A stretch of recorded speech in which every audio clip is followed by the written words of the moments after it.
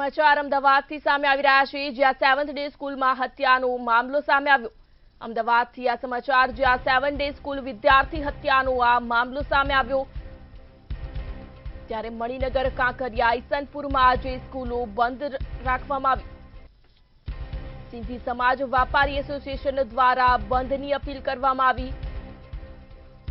ત્યારે માત્ર ઇમરજન્સી સેવાઓ સિવાય તમામ દુકાનો બંધ રાખવાનું એલાન કરાયું।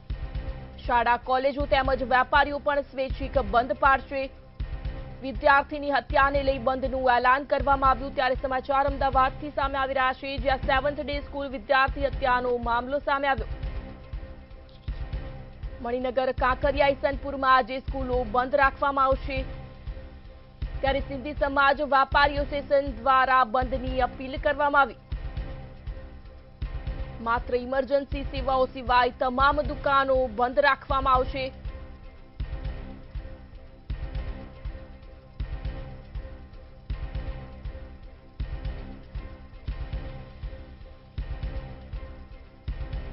સંવાદદાતા અનિતા પરમાર લાઈવ જોડાઈ ગયા છે। જે અનિતા, સમાચાર સામે આવી રહ્યા છે, જ્યાં હત્યાને લઈ આજે અનેક એરિયા બંધ રાખવામાં આવ્યા છે, શું કહેશો?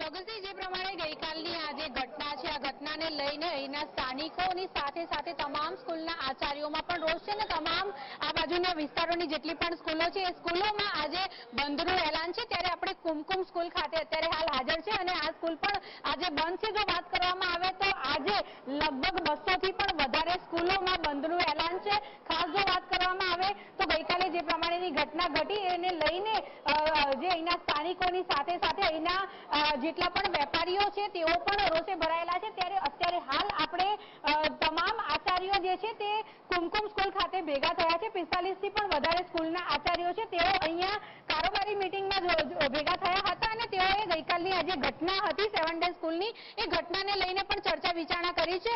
આપણે મેઇન પહેલા તો એમના જે પ્રમુખ છે એમની જોડે વાત કરીશું। તમારું નામ?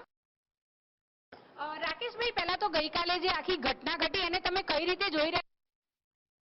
હવે સ્કૂલોમાં કયા પ્રકારની સિક્યોરિટી બાળકો માટે હોવી જોઈએ? ગઈકાલે જે ઘટના બની એ ભારતીય સંસ્કૃતિનો એક મોટો કલંકિત ઇતિહાસ રચાઈ ગઈ એવી ઘટના છે। આ ભારતની સંસ્કૃતિની અંદર ગુરુ શિષ્ય પરંપરા હોય ત્યાં શિષ્યો વચ્ચે મૈત્રી ભાવનું વાતાવરણ સર્જવાની જે એક ભાવના આપણે પરંપરામાં છે એની વિરુદ્ધની આ ઘટનાને અમે સૌ વખોડીએ છીએ। આમાં દોષિત કોણ, દોષિત નહીં એ સરકારશ્રી શોધી રહી છે અને દોષિતને 100% ની અંદર સજાઓ થવી જોઈએ। કારણ કે આ એક અમારી ગુરુ પરંપરા ઉપર એક આંગળી ચીંધાઈ રહી છે। આજે સમાજની અંદર એક ઘર, એક બાળક વિના આજે જ્યારે એ બાળક ખોયું છે જે મા બાપે એની વેદનાને અમે સૌ સારી રીતે સમજી શકીએ છીએ। કારણ કે અમે પણ મૂળભૂત તો માસ્તર જ છીએ। કારણ કે આજે માસ્તર હોવાના નાતે બાળક જ્યારે શાળામાં નથી આવતો ત્યારે પણ જ્યારે અમારી સંવેદના હોય, જ્યારે એક માને પોતાનો બાળક કાયમી ધોરણે ના આવવાનો હોય તો એ પરિસ્થિતિની અંદર શું થઈ શકે? આને અમે ખૂબ સારી રીતે વિચારીએ છીએ અને આ બાબતે અમે પણ શું કરી શકીએ એક સમાજ તરીકે, એક શિક્ષક તરીકે આગામી દિવસોમાં અમે બાળકોની અંદર, કારણ કે આપણે જોઈ રહ્યા છે કે બાળકોનું માનસિક સ્તર આજે દિન પ્રતિદિન ઘટતું જઈ રહ્યું છે, એની સહનશીલતા ઘટતી જઈ રહી છે। એની અંદર ક્યાંક વાલીઓને પણ જાગૃત થવાની જરૂર છે કે વાલીઓએ હવે બાળકોને ક્યાંક ના પાડતા પણ શીખવું પડશે। આજે બાળક એક થઈ ગયું એનો મિનિંગ એવો નથી કે આપણને જે ન મળ્યું બધું બાળકને આપી દઈએ। આજે બાળકને શું આપવું, કયા સમયે આપવું એના ચિંતનની પણ આજે શિક્ષણ અને સમાજને જરૂર છે। અને હું એવું ચોક્કસ માનું છું જ્યારે સમાજ બેદરકાર થાય ત્યારે શિક્ષણની જવાબદારીઓ ખૂબ વધતી હોય છે। એટલે આજે અમે સૌ અમારા આચાર્ય મિત્રો આ બાબતની ચિંતન કરવા માટે આજે અમે એકઠા થયા છીએ કે આવનારા દિવસોની અંદર આવા કોઈ વિદ્યાર્થી સાથે આવી કોઈ અઘટિત ઘટના ઘટનાઓ ક્યાંય સળગ ચૂકથી પણ ન થાય એના માટે અમે ચર્ચા વિચારણા કરીશું અને આગામી દિવસોમાં આવું ન થાય એના માટેની પણ અમે સંકલ્પના કરીશું. બીજા એક આચાર્ય ઉમેશભાઈ છે, એમની જોડે પણ આપણે વાત કરીશું. ઉમેશભાઈ, ગઈકાલની આખી ઘટના છે, આવી રીતે બાળકને સ્કૂલના પ્રિમાઇસીસમાં એમની હત્યા કરી દેવામાં આવી. તમારી પણ એક સ્કૂલ છે, તમારી સ્કૂલમાં હવે કયા પ્રકારના પગલાં લેશો? પહેલા તો આ ઘટનાને હું વખોડી કાઢું છું.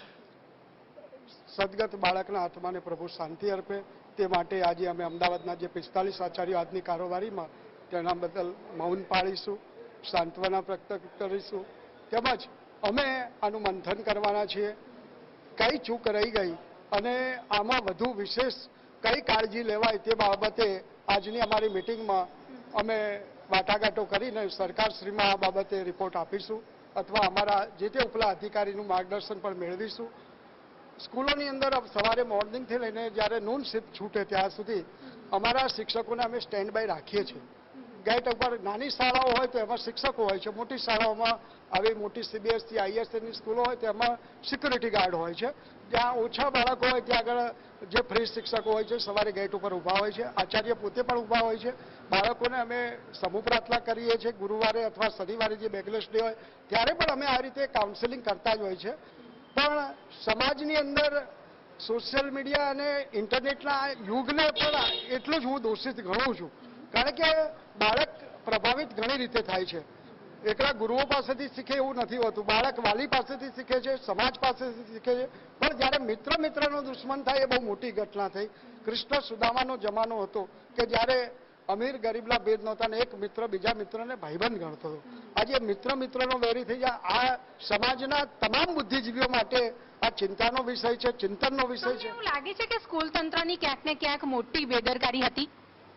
આમાં જે તે સ્કૂલનું પરિબળ, આમાં હું મારી શાળાની વિશેષ વાત કહી શકું, કારણ કે આ બાબત તો તપાસનો વિષય છે, પોલીસ તપાસ અથવા જે તે અધિકારીનો વિષય છે, શિક્ષણ વિભાગનો વિષય છે. મારા કેમ્પસની ઘટનાથી હું વાકેફ હોઉં. એ કેમ્પસનું જે તે ભૌગોલિક વાતાવરણ હોય ત્યાંનું શું. માની લો તમે એ સ્કૂલના આચાર્ય હો તો તમે પ્રાથમિક ધોરણે શું કરત? પહેલી જ વસ્તુ કે જેવી ખબર પડે એવી મારે ઇનિશિયલ લેવું પડે, મારા સ્ટાફ સાથે સીધા જ જવું પડે. મારા પર હુમલો થાય તો ચલાવી લેવાય, મારા બાળક પર હુમલો થાય એ ક્યારેય ના ચલાવી લેવાય. અને આચાર્ય અને ઢાલ બનીને એ બાળકને પૂરી સેફટી આપવી પડે. જરૂર પડે આપણું લોહી વહેવાઈ દેવું પડે, પણ આ બાળકના માટે એ મારો બાળક છે એ કરીને મારે પગલાં લેવા જોઈએ. શું કહેશો, આજે 200 જેટલી શાળાઓ બંધ છે, વિદ્યાર્થીને સપોર્ટ માટે થઈને આજે બંધનું એલાન આપવામાં આવ્યું છે, પરંતુ આ ઘટનાને આપ કઈ રીતે જોઈ રહ્યા છો? ક્યાંક ને ક્યાંક આચાર્ય તરીકે મૂળભૂત પહેલા તો શું કરવું જોઈતું હતું આ સ્કૂલ દ્વારા?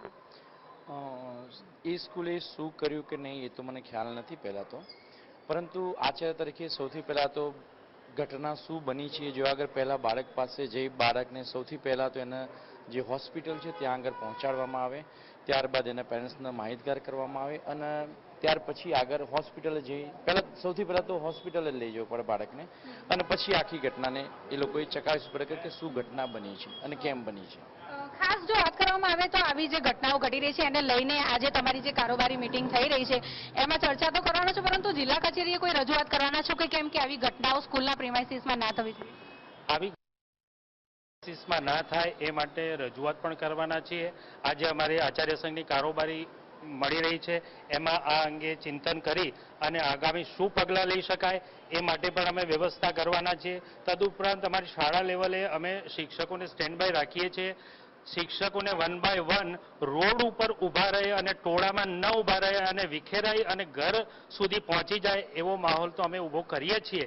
છતાં પણ આ અંગે વિદ્યાર્થીને અમે ક્લાસરૂમની અંદર અને સારથી પ્રોજેક્ટ અંતર્ગત ઘણા બધા એને માનસિક એનામાં સુધાર આવે એવી પણ વ્યવસ્થા અમારે ચાલુ છે. આ પ્રોજેક્ટ અંતર્ગત આ બાળક આવું હિંસક ન બને, ગુસ્સો ન આવે એવી પણ એને આ વ્યવસ્થાના ભાગરૂપે અમે આ પ્રોજેક્ટમાં અને અમારા એસેમ્બલીમાં પણ અમે બાળકોને ગાઈડ કરીએ છીએ. નાની તકરાર હોય તો એને અમે એમ કહીએ છીએ કે તને કોઈ અપશબ્દ બોલ્યું તો એ અપશબ્દને આપણે એને કહેવાનું કે તને પાછો આપ્યો મને મને કંઈ અડતો નથી, મને કંઈ વાગતો નથી, આ શબ્દ મને કશું જ થતું નથી, આવી સમજાવટથી કામ લેવાના બાળકોને પણ કહીએ છીએ નાની તકરાર હોય તો એનું સોલ્યુશન શાળામાં જ આવી જાય એવો પણ તમને અટકાવવા માંગીશ, દરેક સ્કૂલમાં બાળકોનું આવું કાઉન્સિલિંગ નથી થતું, એના કારણે થઈને આવી ઘટનાઓ થાય છે, એના વિશે શું કહેશો? એ બાબતે કહીશ બેન કે દરેક શાળામાં જ્યારે જિલ્લા લેવલે સારા પ્રોજેક્ટ કાર્યરત છે ત્યારે દરેક શાળાના આચાર્ય અથવા તો જે તે સંબંધિત હોય એને એક્ટિવલી એને પાર્ટિસિપેટ થઈ અને બાળકો સુધી પહોંચાડવાની જવાબદારી છે બેન. એટલે બાળકો સુધી જો આવું સારું જ્ઞાન અને સારા વિચારો અને સારી બાબતો પહોંચાડશું તો એનામાં સુધાર ચોક્કસ આવશે. અને બાળકો આપણી પાસે કેવા આવે છે તો આપણે એને કેમ ટેકલ કરવા એ આપણને ખબર હોવી જોઈએ. ખાસ આજની જે કારોબારી બેઠક થઈ રહી છે તમારા બધા આચાર્યોની, એમાં કયા કયા મુદ્દાઓને લઈને આપની રજૂઆત રહેશે? આજના મુદ્દાઓ તો બેન કારોબારી બેઠક તો અગાઉથી પ્લાનિંગ થયેલી છે. એના મુદ્દાઓ તો અમારે શાળાની ભરતી છે, અમારે અન્ય મુદ્દાઓ છે, પણ સાથે આ મુદ્દાને આવરી લઈ અને ચિંતન ચોક્કસ કરશું અને આગામી આવો બનાવ ન બને એ બાબતે ચોક્કસ આના યોગ્ય પગલાં લેવાય એ બાબતે ચિંતન થશે.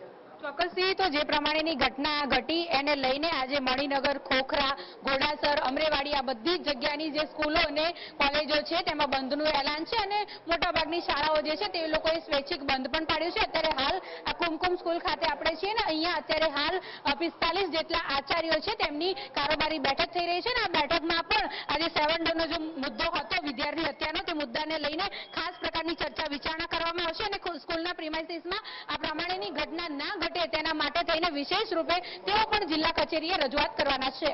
જી